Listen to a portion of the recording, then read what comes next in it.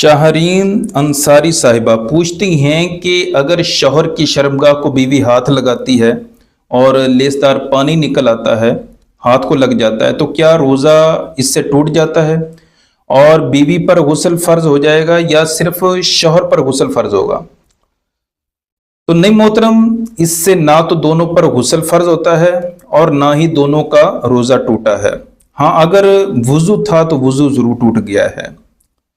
बहरहाल ये काम ख़तरनाक है, इससे खुसूसन रोज़े की हालत में बचना चाहिए, क्योंकि ख़दशा होता है कि अगर शहवत गालिब आ गई तो इंसान जो है वो ख़ुद पर काबू रखना उसका जो है वो मुश्किल हो जाता है, और मनी अगर खारिज हो जाती है तो इससे फिर रोज़ा टूट जाता है।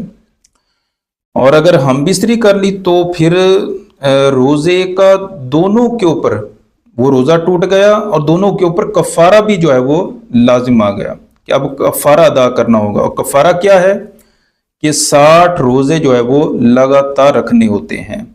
तो इसलिए रोज़े की हालत में जो है वो इससे बचना बहुत ज़रूरी होता है।